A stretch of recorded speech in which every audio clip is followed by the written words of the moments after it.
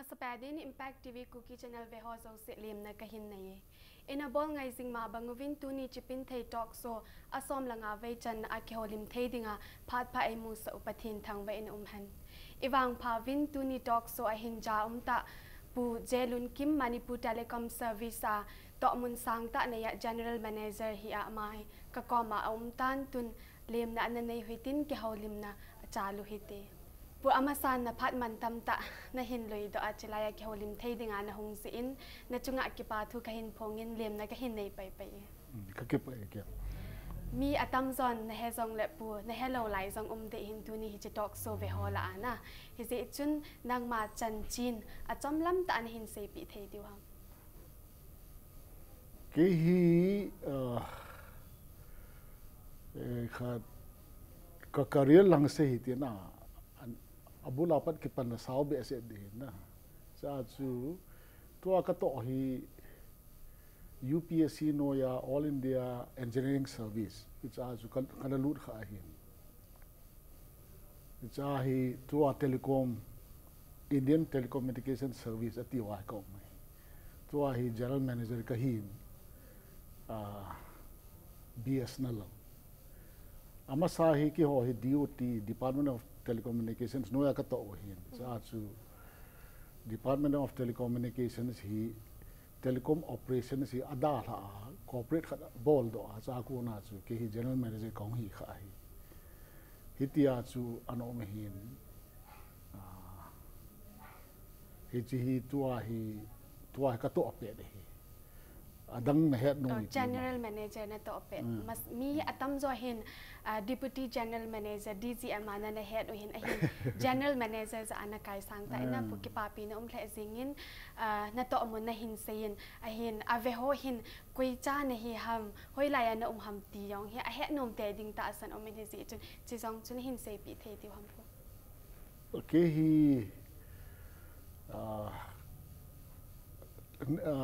mi tam ten het na koi kon khat dinga pa pu e khat doctor Tilun Kim ama cha pa se e hi chu a hin teng le na chen na mun ke hi alhang pia chu ke ho hi kulang thobal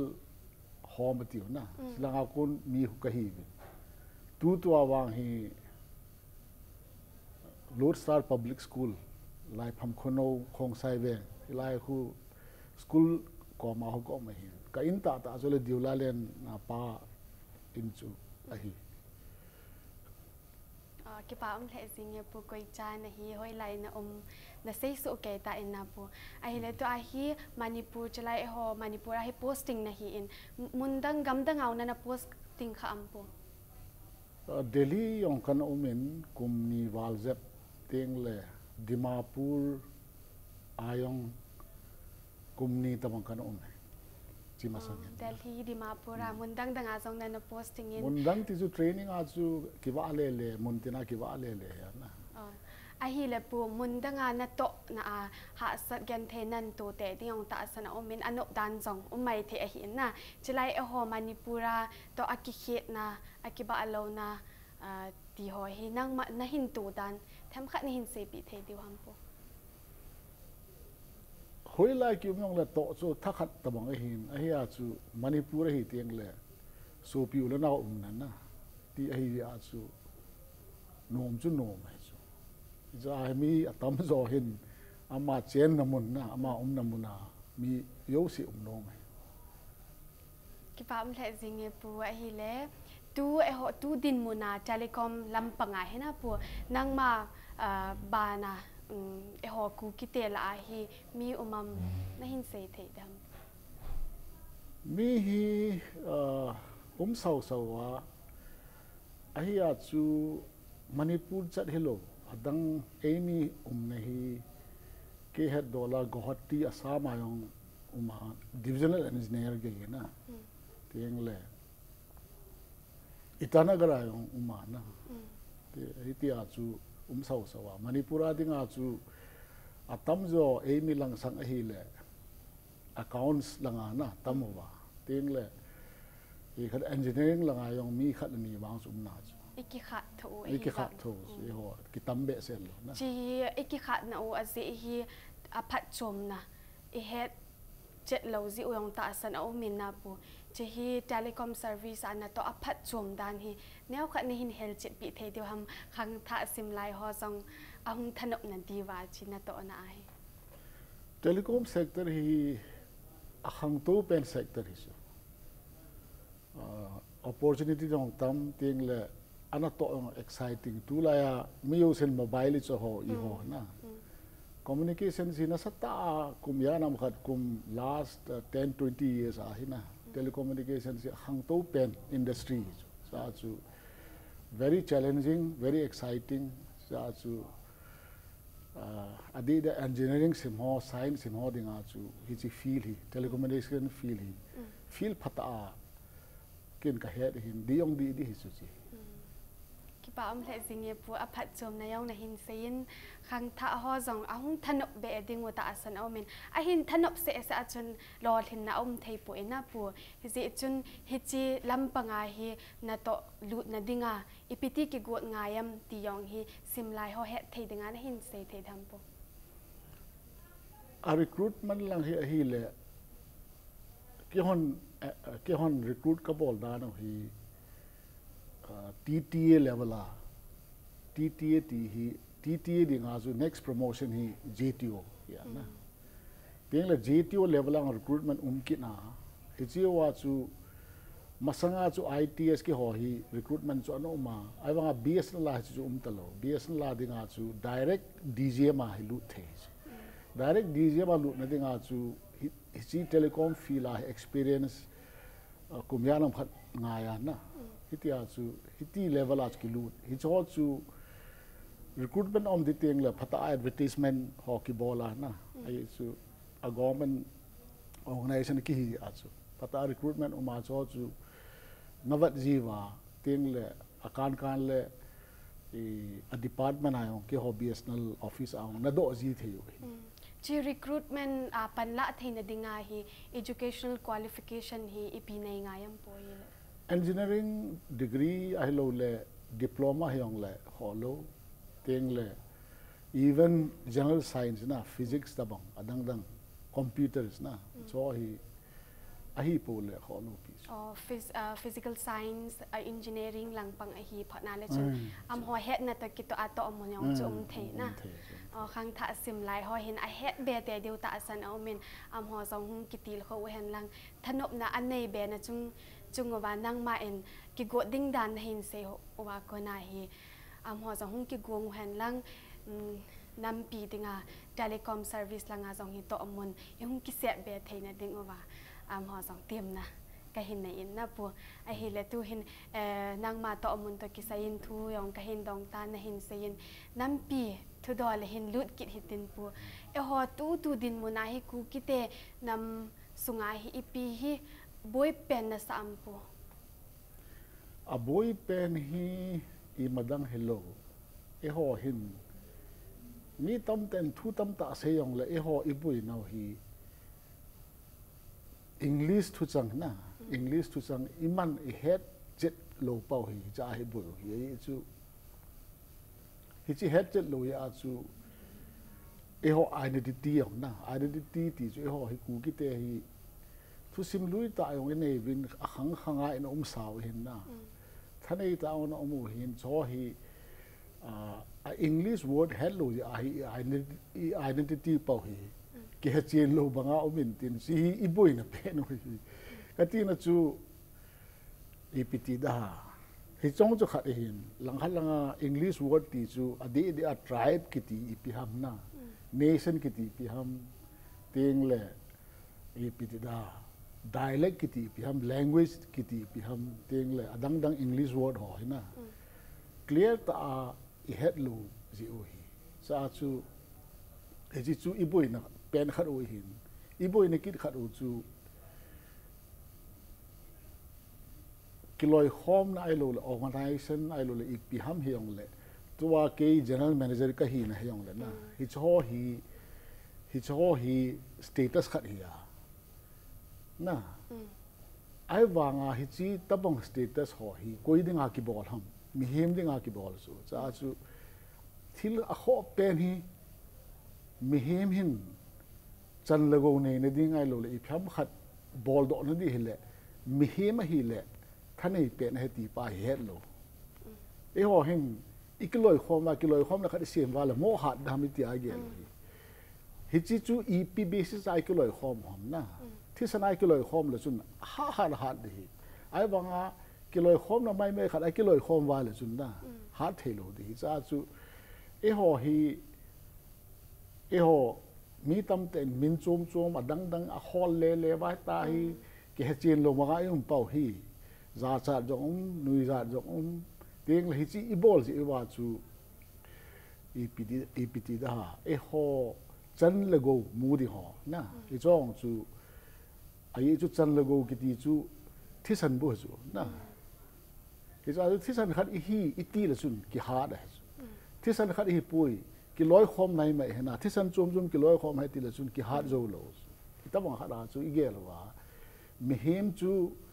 mi hem ai lo lệ năm mà lo lệ phung ai lo le chi thisan tol hona ki sei pai hi cho khat hi lo wa le chun organization khat mai chu politics lang he yong le ep lang he yong le khang to thei lo hi tia chu ge la ai chu thil yo se hi adwa ka sei banga chu mi hem ni nga ki bol hian na mi hem chu apan lo wa le chun a thil yong chu a home ke hu chu na te a hana ke ong general manager ka hi chu na ai wang general manager chu ko ham kha hi che post atu lo wa hele a thane chu ipe phachom dam na ke ta mong khat chu hi e ho lai ki bung khen na ki bung khen na hi tam le jing ikipum khat thelo je wa hi chan ding do lo jong ki chang thelo ti hi na sei nom pen tai cho na pu chi ikipum khat thelo pen hi ipizi hin tem chule itilam do lai pan ki le nang le ki pum khat thei di ham ti jong hi ni hin sei pi pai thei di ham po ama se pe na gel do di ki pum khat pa hi langa chu e ho hi ku ki te hi thisana nam khat hi chu nam ki ti chu sa pa ai sei le right yong ti thi ai lo le community yong ti thi na ai lo le people yong ti thi hi cha chu thisana ikibop khom su e oi cha chu ki khan na ti chu politics ai ki khan nga lo le thisana wa ki khan thei lo hi e cha chu e ho ki khan na hi adi de a ku ki te ki khan na hi politics khat hi a khat ki chu he le pau chu na pau ki ti politics ki ti a ki khan ho hi chi politics ki ti chu ki loi khom na ki bop khom na cha chu a ki khan thisana chu ki khan thelo hi wa hi chu pathin thil siam ya na hi cha chu e ho hi ti ki tu do hom ti pa hi thisana khat hi be ti pa hi gel do ngai thisana khat hi ti tiang la chun aban ban hong cha li na hi chu sei lo wa la chun i pi ham khat ki khom na dang khat i hol wa la chun thisana ki wop khom na yong chu ki hai mil the chu phung le chang a chom mai phung le chang ti hoi thisan khat ti na hi ta bong hara chu e ho hi politics ai lo le pau ti ai ki khan hi chu hi a cho hi ki khan na thei yong lo pi so ye chu thisan khat ta igel do wa la chun a ki khan thei lo te ta igel do wa la chun e ho hi na pa identity pa chu hi ti a hi ti a phata e se wa langa min tha ki ne yong le e ho min hi so ke chu accept bol so ke di chu Kuki ki tong le di kom na mizo ki tong le di kom china ki tong le di kom a hi chu hi so yo se hi ho min yo se he ti chu i head ol ki chai nga chu mizo le Kuki ji a ki khan diu yong chu ngol thu bu thu chu ta ba nga chu tua hi min jong i hol be ki ru chu hi min hol be ho hi phachum lo je ye chu mi hem chu thisana min khat chu nei le hi min chu tu cha ding identity to establish hang hia na cho chu kina na lo di chu hol lo di chu cha chu akitu sa hi wa i ki khan le e ho ja ki khan di chu e ho mi hem thil bo la ki khan nga lo le pathian ma chu ki khan ni ngai se mo lo pi cha chu tabang ki khan ho hi thil di lo ting le anwa ka sei banga chu EP ti hame ti le e ho hin English word ka he thei pui ti pa hi tribe ki ti pa hi tribe ki ti chu e ho ge la hi mo nem je nga ho ge lo chu is chu be se lo pi chu al hang pi a chu thi san khat ai lo le ki wok khom la khat cho ma le tribe hi thi ye na chu tua hi te a han a ke hi lun kim ke ya na lun kim chu tribe khat a he ti yong leng adi mo na lo hi ta bang han a chu tribe ki ti hi very general term here Episode mail hong tribe khat hiu chula Episode tang hong tribe hiu hitabang bang chu hong tribe khat hiu chu cha chu ting la tribe khat hi wa chu tribe khat chu mi him khat a ko na mi him tam ta hum do so na ahum do na te khat mi pa khat hin cha ya ram khat ne hi chu ai wa nga ama chu mi him tho tho chu a cha te hong mi him ama mi him chu thi san ki ti pung the ya chu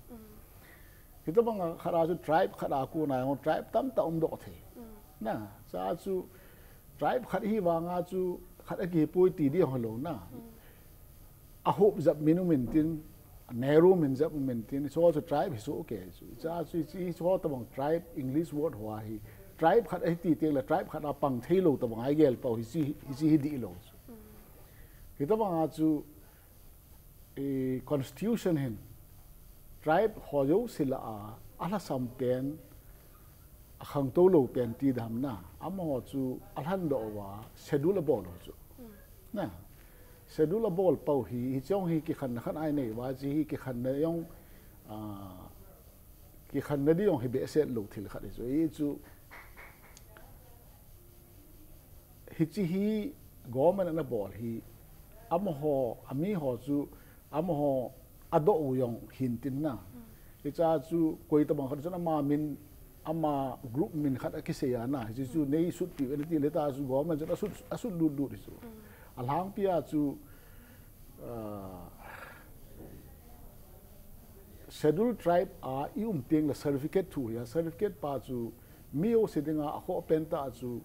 ihi na pa chu certificate kila anga he chu ta bang khat a chu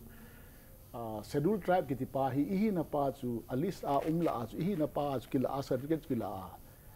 hita chu facilities mu di so na government protection ai lo facility na mu di ya chi chu hi chi kila a pa chu e ho ki wa khom dan ki loi khom dan a to kha na ding lampi lo pi chu hi chi certificate chu nei le te na reservation na mu di na job reservation ho tamang na mu din ti na ya hi ti a chu mana ei ma hi na pa chu kila ei ma hi lo na wa chu kila lo di ei ma hi na pa chu kila ke hi vai phe ka he tiong le kila the na vai phe sang an kuki o kila ngai tila kila the ai chu vai phe chu kuki tho tho chu na ta mong khana chu e ho chun hi chi hi dim ki kila ala phan te ti option ho chi wa wa na hi chi la chu apa pen e ho to ki tu pen e ho hi na pen option chu kila le ki chai cha chu ki na na ding lo nangin wifi certificate na kila in nang mi chum he tai ti na di lo na hita banga chu e hon hi chi government in thil bol ho ki khan na ai nei lo dio hi chi chu hi ya ting le pau thu yong hi pau ki ti hi thing ta se ding a chu pau ki ti hi pau kharin min tam ta on nei the there are spoken language a chu urdu to hindi hi tha kha chu na ita chu min nie nei ta bang chu na thilum dan chu ita bang a chu pau ki ti hi e ho hin unnecessarily ipiti da ke ya hi ko ya hi ti hi ha sei lo diu hiti ta bang a chu lam han nang ipi han nang yong le ke ya hi ti sa nga chu alam min khan ne chu la te ha su ta lam chu su ta lam ti le ye nga ita bang hana chu e ho kuki te chon nan khan nan ho hi ipi ha particularized bol sanga na e ho chon na khan na amin jong hi su ta lam ti ho tam isa wa na hita si bol le mi o sia dinga hung hi thei chu ta bang hana chu thil ki khan na lo di khana hi ki khan lo dinga i chu pau ki ti chu min tam ta nei thei ting le tribe khat sungao chu pau tam ta thei phung khat long sun pau tam ta tho thei mother tongue na ti chu phung khát sunga chu mother tongue chu zat the chu tabang khana chu ho hin pau ho tiếng le ST status ho hi ki khan nai nei lo di cho hi khat mi him ami a government chun e ho hi I tabang chat chu ham a head lo chu e ho ma man ki head zo chu cha chu hi jong hi kim jong se de thei thia ka se ya e hon jong masanga research an bo lo na se British langa ku British ho hian nang dang na ho yong le research hung bo ho amo chun tham khat e ho chana wat wa thil a ji ho chu I chi pe na hi I chi la hi chi a ka se chu nomenclature ti ho mo scientific term chu I cha chu research bo na ha nomenclature ta na sei khau le ho hin nomenclature hi I ti sei lang khalanga chu imenu hi nomenclature be se etalo pi chu imenu hi establish name kharta chu ke bang he jelun kim ka ya na he ji chu om sa ta chu he ji min chu ka khel le ka ti le min ngol 80 di chu la lo na ke ta banga chu thil ho hi ki khan na loading teng le he chi research bol ho chun e ho chung chang thu ha ja be ti pa he na he chong hi gel lo di chu I tabanga chingla thim han nang e ho la hung chu e ho dan e ho kinai dan e ho chon dan khan dan chu amhon e ho sanga head zo de was ge kata asal lo chu chom khat kum kharam kum ni hung wa research bol wa ipia mo ho a degree mu na de ham PhD and ipia research bol na ti ho yong himai the EPP hong le pam mi ho thil ji yong hi e hon lang khala zu ma chu e pa ji u lo pi chu English a ji u ya cha chu itia chu a thil ho chu head theme ding EP ding a ji u ham ti head theme ding zo tabang government ST listing han nang pau han nang ting le thil dang da ho yong le to ka se banga chu thil le kha ki ji ho hi jong le e hon ki khan nai nei lo di cha thu pi pen chu e ho chun ade de a Kuki te Manipura cheng te hin na min tha hol pau hi ho dinga danger ta khan jong ai chu a phai Mizoram ma chu ma majority hi wa mejo te chu EP min ke saw yong le koi ma challenge bol di om lo na itama khana chu isu pi ho chin hil sa cheng ho yong ai khat EP akisa anu ki sa the am majority hi na ya Manipur state sunga hi wat le ho hi minority hi chu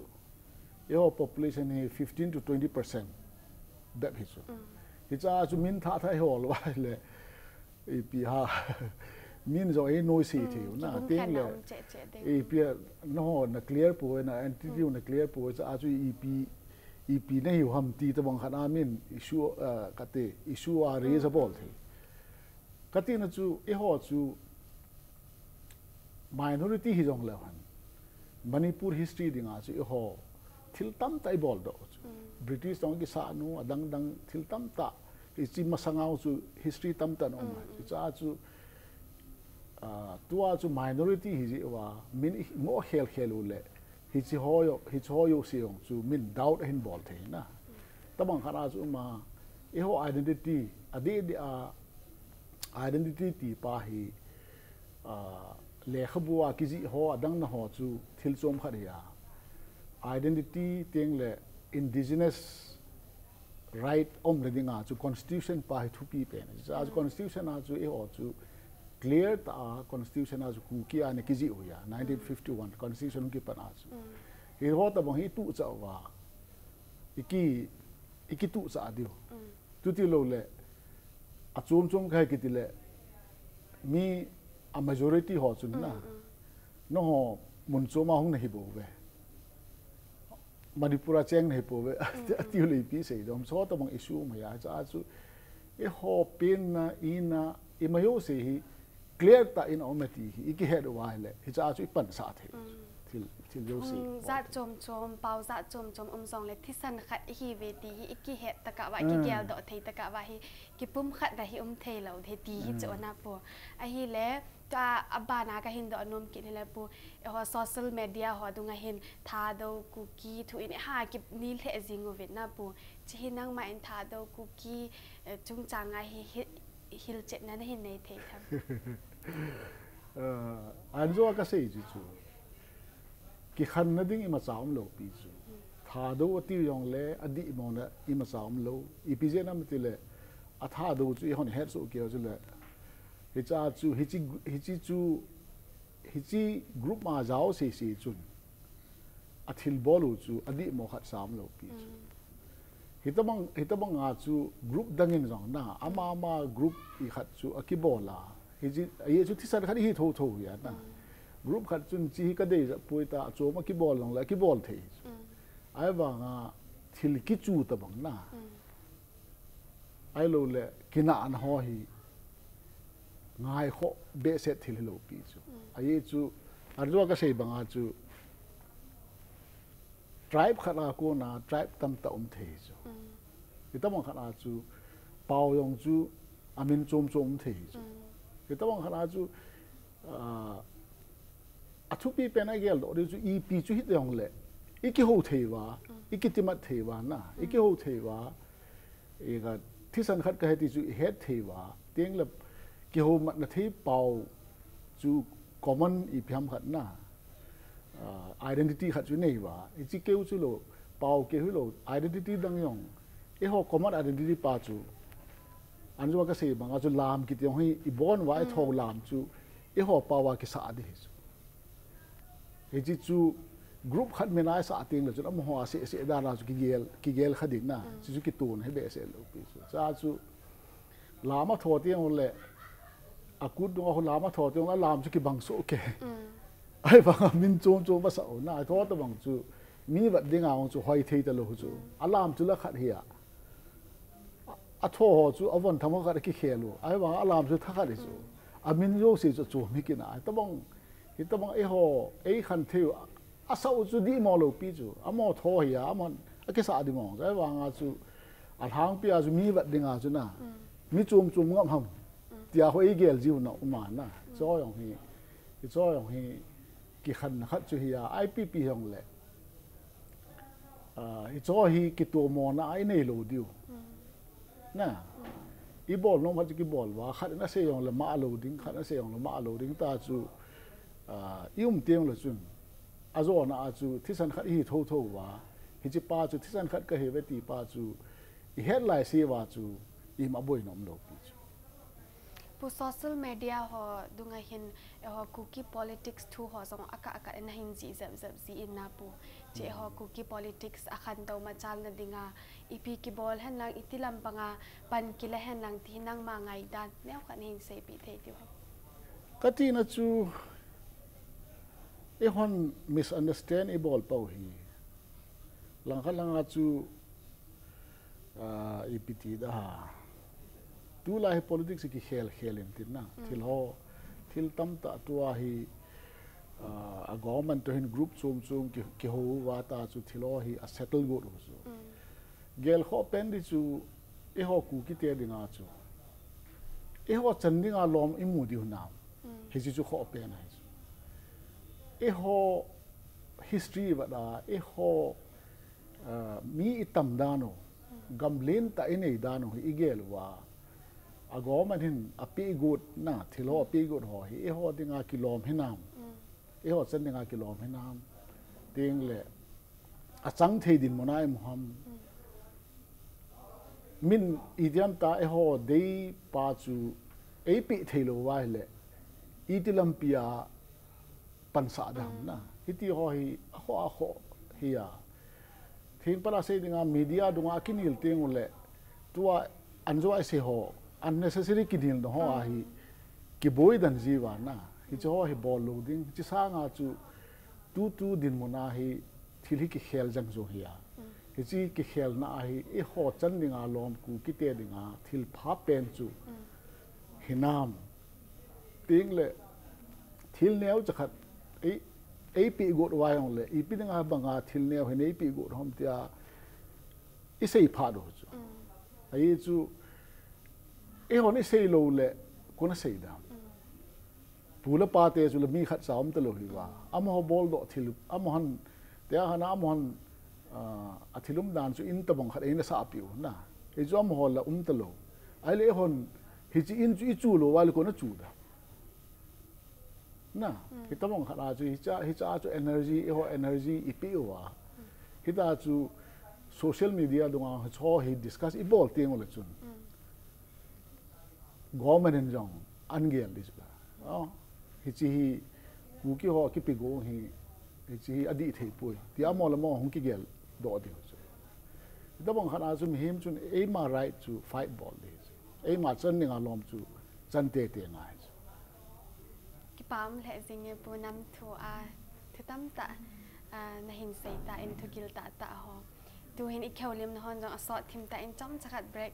lai tin nang jong dang cha tan ne tin na pu chom chakat break lai tin Impact TV Kuki channel ve ho zo se chom chakat break anala khom mo hite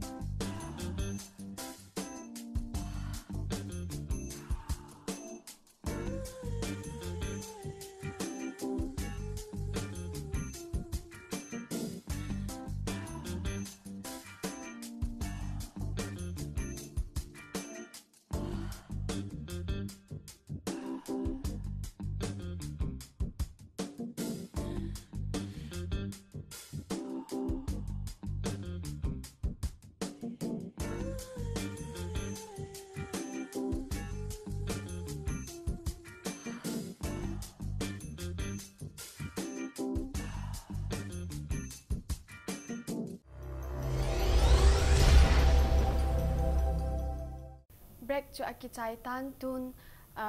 ke holim na banzom na inei masangovin ki pa thu phon do na khat hin nei kating masanga ane ki mukha lau tu ni hilaya background na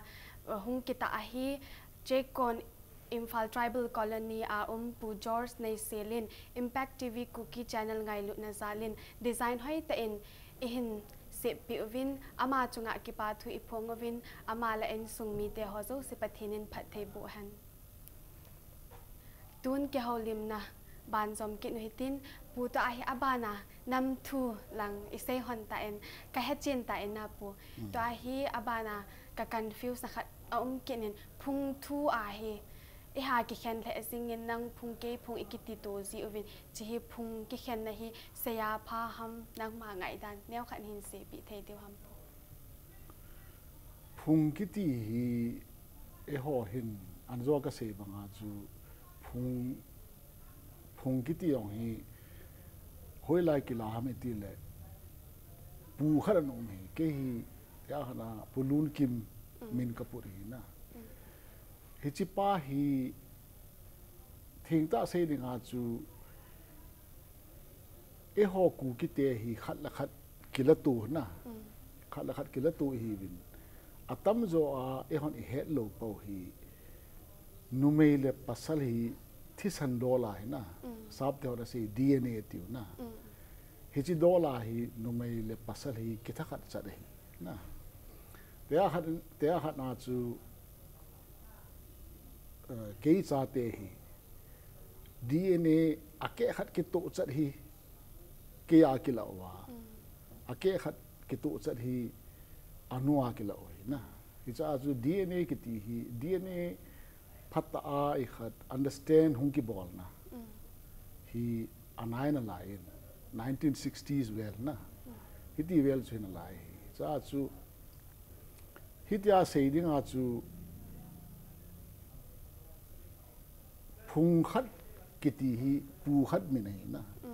ama chu kum asaga za masanga an him khar hin na ama thisan chu tua hi e hon izari nei di hon na alho mai ta 0.00 yar 1% lang hata se less than 1% na iji chu te di hin cha chu 99% thisan chu DNA hoya hong ko na hiji DNA chu e ho ku ki te u se ki cheng tu hi wa no mei pasal ki la tu hi wa chu e ho combine thi san chu ku ki genetic pool ti dham na hi cha chu hi chi thi san chu hi ta na cha chu e ho identity hi phunga be se lo hi 99% val identity hi ku ki au ma inamu wa ma it's a chu e hon ade a phungkiti chu ke to lun kim chom ham khat na ka kinai no hon sanga chu na pulun kim ya ka kinai hon na chu talo hi pulun kim thisan chu ke no a thomal hom ka pu heta na ama jin a thomal hom pu ta hitamong khana chu hichi a chu pu khat ya chu ikinai chu mo pu ikinai nau hi tu khanga iki chen pau hi khat ikila tu pau hi cha hi te hana kanu chu hau ki phone hi tale ama thi san jo chu katam nei jo thilum dan chu na cha chu khang thum khang li sunga iki chen pau hin ikinai sa ya thi sana na masanga kum asanga za masanga ping khat ji a chu ikinai u talu pi chu za chu phung thu isei pau hi theng ta sei denga chu ki khan na khat chu he chu teng le ke chu phung hi lang khalanga chu phung ji a hi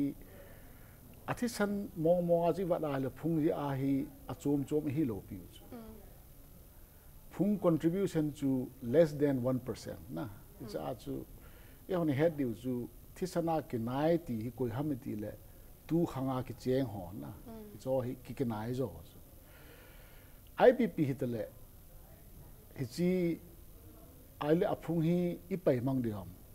I zong chu ki thelo ai chu e ho a khanga e ho chon la khana lu ri ta na customary practice ho ting le nei le go loading ting le APT da man la mol thu han nang ai lo le setting ho thu hiong le cho hi tradition pha chu is a tradition a chu koi wa ai wanga ke chu lun kim pulun kim min kaput ji a chu ke chu chum alun pulun kim min pu ho ka kinai chu me ti na wang talo pi chu hilanga chu igel be se lo wa nu patu cha na hilanga yo hi e ho custom yo ya na hilanga yo hi ha concentrate wa a hi zo le na apung hi just e ho min na e ho midang to ikhi no te hana ke min wa he popular be se pun popular min khat sei khulen kitile sei khulen tam to ma ya sei khulen hoi chi pa mong so ham ti na i sei pau chu kho ta lo pi chu teng le customary practice ho na a imanawa hita chu ho custom preserve bol dio hisilanga chu igel wa phungla changa hi ki khan ding a hi pui ti wa he pata igel ho nga so ho identity hi ipin na enu ipa a teng le APT da ha inam hijizu a ho pe ri ki pa amwal be se ne pu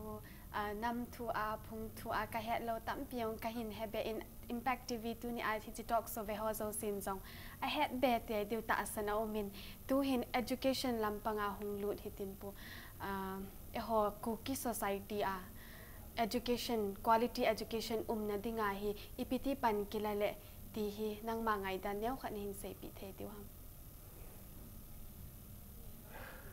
hi chinin do zo phara pa zo yi chu ke hi le kha hi anga ka ngai lu de chu theng ta se nga kin tu la khang tha ho advice ka bol nom chu knowledge ki ti a kho chu thil hi head chit ding ka ti na chu EP feel ki sim te ong le I feel la chu ai chu knowledge ki ti pathin thil se ma le si ong le van noi thu yong le EP thu yong le na pathin sim su ke ya adan khat chu su ke pathin dan khat chu ki ju su ke cha chu EP feel ki sim te ong le lunglut ta sim ba cha feel khat a ko na chu thil tam ta ke do the ke hi electrical engineering kana bol electrical engineering kana bola eji chu ka chaya chu degree kala zo wa hi EP ha civil service dingaung kana prepare civil service dinga chu electrical engineer ka pai mangkit a sociology abang economics abang le political science da ka la cha chu thil yo se hi any field of study na akiba no ma cha chu hitabang khana chu thil hi gilta head ding confuse lo din na iti ho hi thupia tu ayong hi a pattern ho khel wa civil services ayong hi na tu a hi general knowledge lang hi aha stress ta optional pa hi stress be set tal na iti a chu mihemin tu la hi mi thildang na yong tam tom ta ade da computer khang yong heta computer ke hu ta lo tu a hi mobile hi some sort of a computer heta sa chu hi chot to hin kel hona hi e ho yong adjust ki bol wa na tu a hi te a hana anjo tribe thu ka se nation thu ka se dang thu ka se cho yong hi click button ni click a na a meaning head do ying thi sa chu ise ma sa EPT na ham ti si kisim the heta tu a ka se ho khat cha hi a ki selum lo everything is open na tu lai hi head nom phat dong chu iga atalu na hele a world wide web a whole jing hi na hi tabang khanga yum ji wa chu so hi man cha thil long hi clear knowledge nei na thei tam pi ma sanga chu thil khat hi EP meaning ham ta I hall jong le library ke hi thil khat ka het che lom teng le a library dang lom lo Manipur University library ho ka chia le kha ho ka ba da ka sim ji chan ge ya ki gan the tu a hi mobile hon do ana EP chi ka het lo lai chi pi ham te I ta le ki ni nga na ki ni le te lo cha chu ade de anjo na sei pa na EP ha group WhatsApp group dunga dang Facebook dunga kinil ni ho hi ipida kinil hom ka lo chu kinil na the be se hello pi chu athilum dan chu athil ho hi ehon I khel theuma ehon I khel thelo pathin thil se ma I khel thelo thiluma pathin thil se ma kinil loading e o khel the na thu awas kinil the chu ting le kinil ti chu te khana kinil kitiong hi for the sake of kinil ti daun na hi cha kinil long chu phachom lo chu I pham khat kinil na thei din mon khat om ting na hi cha chu kinil le phachom ma chu kinil na thei lo ai lo la phachom lo ding ai kinil a chu a society chu se che chu cha chu e hon hi che ho hi educational apparatus ti dam na adang dang tu lai atha hong ho hi iman cha wa e knowledge hi isu khang deu ki teng la chun IPT da lang khalanga chu e ho hin I wat nau hi ke gel dola hi engineering side ang I wat wa na technical side ang I wat wa teng la ade de I ha wat nau hi law la lawyer yong hi be se lo ka he na na e ho itam na pe nu chu EPR research ball ho na research ti chu e ho nam thu dollar research ball la ma ya ta mai ta hu chu is lang he be se wa yo boy ham ka ti chu sanga chu feel long hi a chom ma law ki ti ho ta bang a kho ai chu nam khat hin dollar chu ukil them ta na khat le ni le a doctor langa hi ka bat la doctor teng le IPT da a doctor lang medical lang ha hi sau wa na I ha lo na chu to ka se a de a law langa hi I la samo na hi chi hi e ho dinga tu lai he mi I mayo se legal a kinil na hi pa na hi e ho dinga chu a chinga thim ta khat han nang na hile thil tam ta ikinil na yo hi be the chu itam khana chu IPT da ha hi chi ho hi kun an bol da me tile ke gela student kiloi khom na ham Kuki in pi lang ham it's ho hi thampat sei to ami ho hi na thampat nang hilanga chin te I hoi theu ham ai lo le iti bol di ham wang chu ka head hin ade de a law langa hi prospect ng atamatam judicial service ong pata mana to ade de a ke ka loi pa song boyong to hi judge ta so high court judge na tabang khana chu a feel dong hi a phada pha feel khari chu cha chu e hon jong hiti ho hi discuss bon na na career counseling tabang na adi a WhatsApp group ho tabang hi cho hi man thia na cho hi ha gel kho diu wang ka de ke ki pam le zinge pu ai le abana ka hin do anom ki che hi le khong sai weng in fa la khon school Lordstar Public School CBSC affiliated school na bolin RTE Right to Education Act 2009 chungchang thu zong hoi ta ama aim objective rules regulation hon he te di a hi in pu hi che RTE hi a ho Kuki la man cha dinga phana sam hi lo le nang ma ngai dan na hin sei thei da right to education hi ai tia jing sa lo kati na chu ai chia hi government school tam ta ki honga na EPP le cho hi langa chu quality education lang na ti ham ma lo le any education na ti even objectives tam ta cho na pu hi chi 2009 na hi act tha be ahung ki sim ki na rules regulation ho vel hi hung ki sim cho na pu chi chung changa hi e ho ku ki te la hi chan gya apha chom din amu am ti nang ma mu do a government policy khat chu ya na lang khan langa chu hi chi ho hi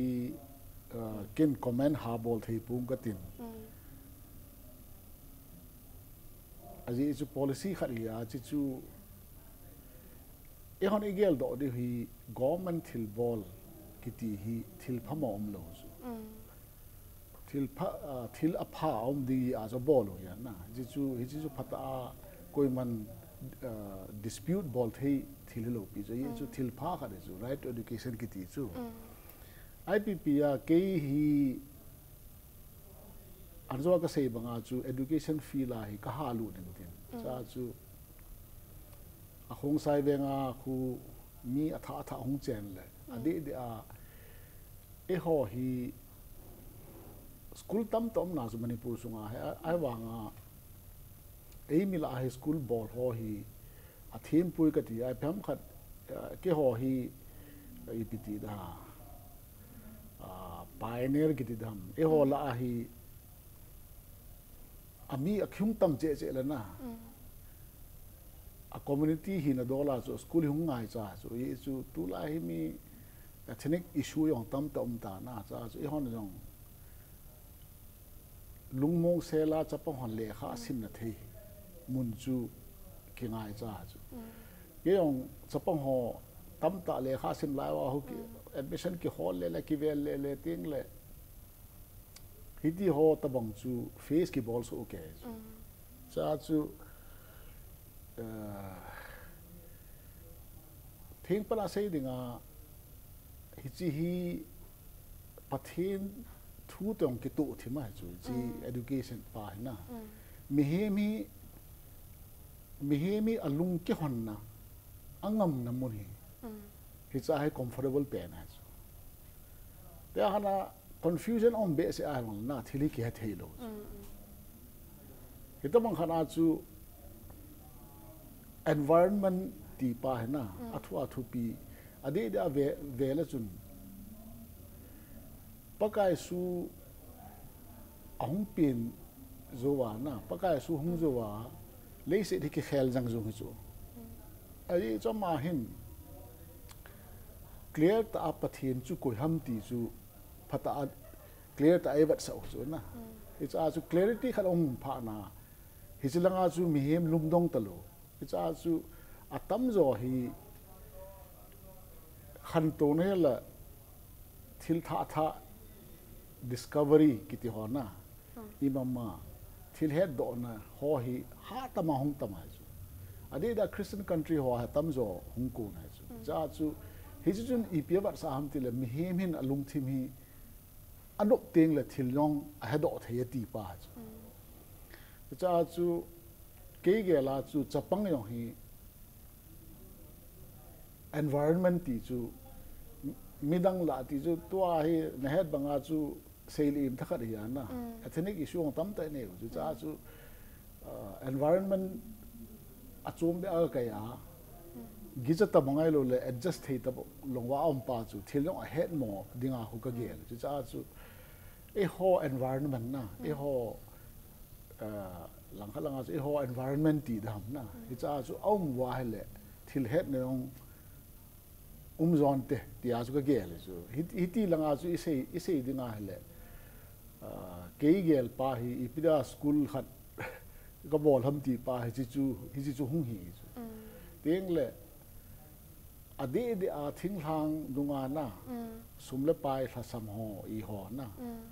hiti ho khu a fi ong hal ho mal hom hita zu ki bola teng le CBSE affiliated ong hita na sa chu IPT da hita zu ki bol hi a ken ka de chu chi opportunity lang ka tin na cha te nau te nan kai sa no mo le na hiti lungela ki bol hi ti azu na gelo wa nan kai sa di wa ong ka ti ba hi ki pa om the sing po them zil lam na ngai sang za jong school jong na bolin to mun sang ta na nei na ba na jong thu do jong tam ta ka hin nei ta in pu tu hin ke thu do ti lovin nang ma in hi impact TV Kuki channel chung chang hi hen lang ave ho mi pi ho dinga na sei nom o ma le phat na hin la the he pu impact TV hi mun hoila la lung hetam ka he loi wanga chu mun thuna thei chal hun sa win nang na tiếng lệ mi lang khang chu ipiti da ha mi ave tam chana hai thil phai sa chu mi ave tam na dinga chu alain chu zun lut pi ngai na ke ho telephone ka zu tabung wa hi no na ha bol wa na ki ha bol wa mun thuna thei chana la thun sa wa teng le adi a khai lun ko ma ka se si chu e mi ho di de chu dam phun la sa ve ka chi chu itamang khat a chu thil i bol nahi lunglu tai bola teng la pon tho tai bola mi thanop sa teng le amona thei din munai koi pi a ta chu i chal le thil pha pen teng le quality ti chu na thil bol jong quality nei sa win nang na hilau chu thil pha lang halanga chu ke hi publicity ti chu hiti hoi ka ha het be se ha kon khat khun mi akina na la publicity amu zo khada ma hi chong chu umda hi chong zo nga he chu umda han ti the yong lo na aya chu some valuable I khat na mi pi phat chum na ding khat yong nagel diwa ka de chu thilum dan chu it ya chu thilong gel ding masa mayo si tham khat mix bola na aphat chum lo be se ding ayong I bol long le thil pha hello langa mi he mi aphat chum lo ding a thanom zo ji chu chu publicity media ki te ken ka ha het be se a media also man sa ding teng le value khat dong pi ding hi chi ball theme ding a chu na ki gin wa na kita chu thil na bol le I pi na success di da langa chu thil chu e hon mi he min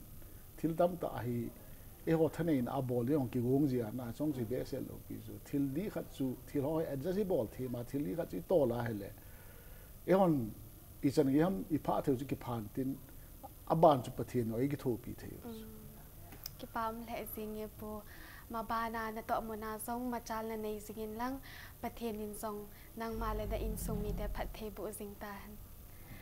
tuni Impact TV Kuki channel no ya Chipinthei Talkshow asom langa ve chan na pu jelun kim Manipur Telecom General Manager ta ki holim na chi chan cho hi ta in ave hozo se chunga ki pathu ka hin sein mabana guest tha ho ta ikimu to kit ka 7 pathinin dam na a pichi taw han ka ki pa e